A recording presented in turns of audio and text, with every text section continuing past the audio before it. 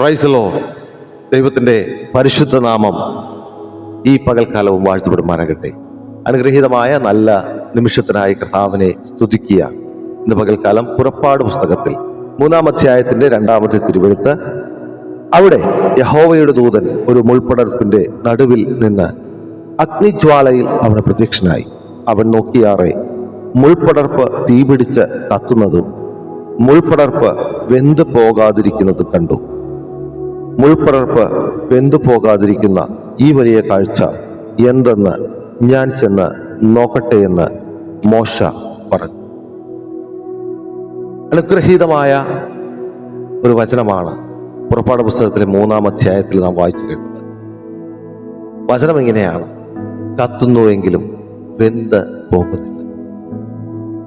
Horeb പർവ്വതത്തിനരികെ ആടുകളെ മേയ്ക്കുവാൻ പോയ മോശ ഒരു കാഴ്ച കാണുകയാണ്. കാഴ്ച എന്താണെന്ന് നോക്കുവാൻ വേണ്ടി അടുത്തെത്തിയപ്പോൾ മോശയ്ക്ക് ഒരു കാര്യം ബോധ്യപ്പെട്ടു.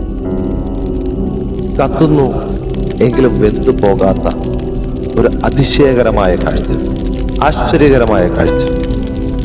വചനം പറയുന്നു, യഹോവയുടെ ദൂതൻ മുൾപ്പടർപ്പിൽ മോശയ്ക്ക് പ്രത്യക്ഷനായി. കത്തുന്നു എങ്കിലും വെന്തു പോകുന്നില്ല.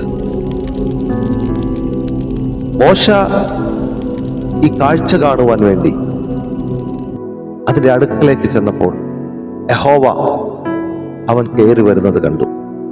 യഹോവ വിളിച്ചു, മോശേ, മോശേ, നീ നിൽക്കുന്ന സ്ഥലം വിശുദ്ധമാണ്. നിന്റെ കാലിലെ ചെരുപ്പ് അഴിച്ചു കളയുക.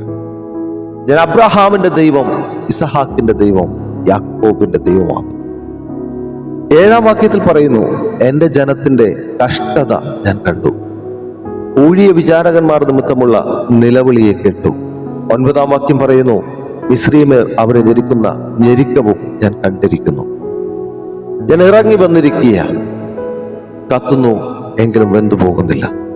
ഇന്ന് എന്നെ ഈ മെസ്സേജിൽ കേട്ടുകൊണ്ടിരിക്കുന്ന ദൈവപൈതലേ, നീ കത്തുന്നുവെങ്കിലും നിന്നെ വെന്തു പോകുവാൻ എന്റെ ദൈവം അനുവദിക്കത്തില്ല. അഗ്നിജ്വാല നിന്നെ ദഹിപ്പിക്കുവാൻ എന്റെ ദൈവം സമ്മതിക്കത്തില്ല. കഷ്ടതയിലൂടെ നടന്നു പോകുന്ന ഒരവസ്ഥയിലാണ് നീ ഉള്ളതെങ്കിൽ ഇന്ന് ദൈവാത്മാവ് നിന്നോട് പറയുക, നിന്നെ കാണുന്നൊരു ദൈവമുണ്ട്. മിസ്രയീമിൽ കഷ്ടത അനുഭവിക്കുന്ന ഇസ്രായേൽ മക്കളുടെ നടുവിലേക്ക് ഇറങ്ങി വന്ന ഒരു ദൈവമുണ്ട് എങ്കിൽ ആ ദൈവം മോശയോട് പറയുകയാണ്, ഞാൻ എൻ്റെ ജനത്തിന്റെ കഷ്ടത കണ്ടു, ഊഴിയ വിചാരകന്മാർ നിമിത്തമുള്ള നിലവിളിയെ കേട്ടു. ഇന്ന് കഷ്ടതയുടെ അനുഭവത്തിലൂടെ പോകുന്ന ദൈവപൈതലേ, നിന്നെ കാണുന്നൊരു ദൈവമുണ്ട്. നിന്റെ നിലവിളിയെ കേൾക്കുന്ന ഒരു ദൈവമുണ്ട്. ഊഴിയ വിചാരകന്മാർ നിമിത്തം നിലവിളിച്ചു കൊണ്ടിരിക്കുകയാണെങ്കിൽ, കഠിനമായ ഉപദ്രവം നിമിത്തം നിലവിളിച്ചു കൊണ്ടിരിക്കുകയാണെങ്കിൽ, കഷ്ടതയുടെ തീച്ചൂളയിൽ നീ എരിയുകയാണെങ്കിൽ ദൈവാത്മാവിൽ ഒരു ദൂത് പറയാം: നീ കത്തിത്തീരുവാൻ, നീ വെന്തു പോകുവാൻ എന്റെ ദൈവം അനുവദിക്കത്തില്ല.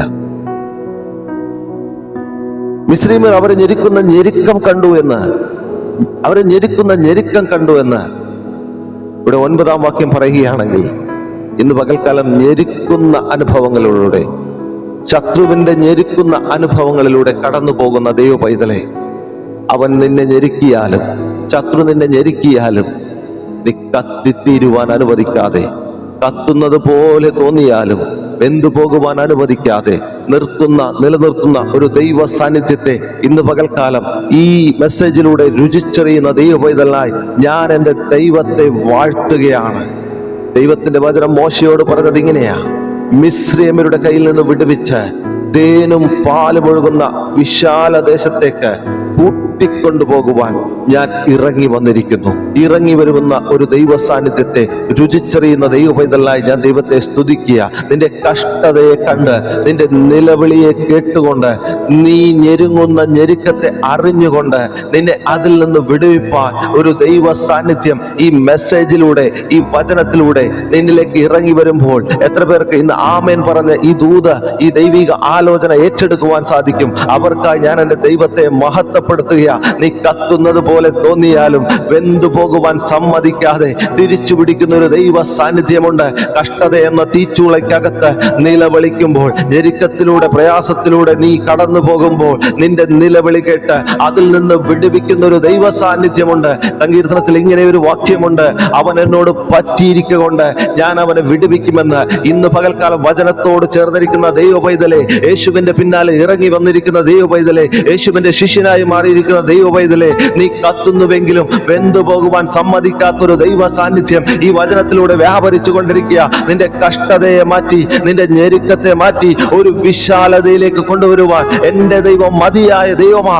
അവൻ തേനും പാലും ഒഴുകുന്ന കനാൻ ദേശത്തേക്ക്, നിന്നെ വിശാലമായ ദേശത്തേക്ക്, അത് ഞെരുക്കത്തിന്റെ ദേശത്തിൽ നിന്ന് വിശാലതയിലേക്ക് നടത്തുന്ന ദൈവത്തിന്റെ സാന്നിധ്യത്തെ രുചിച്ചറിയുന്ന ദൈവമക്കൾക്കായി ഞാൻ ദൈവത്തെ സ്തുതിക്കുക.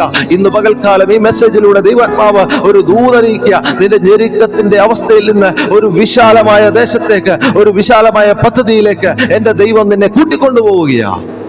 ഇന്ന് പകൽക്കാലം കത്തുന്നുവെങ്കിലും വെന്തു പോകാത്തൊരു ദൈവ സാന്നിധ്യം നിന്നെ വലയം ചെയ്തിരിക്കുക.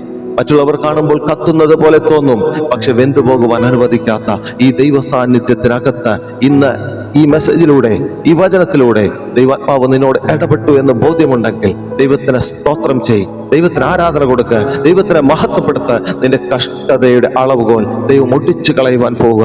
ഞെരുക്കത്തിന്റെ അവസ്ഥ മാറ്റുവാൻ പോവുക. പാലും തേനുമുള്ള ഒരു വിശാല പദ്ധതിയിലേക്ക് ദൈവം നിന്നെ നടത്തുവാൻ പോവുക. ഈ വചനം നിനക്ക് അനുഗ്രഹമായി തീരട്ടെ. God bless you. Amen.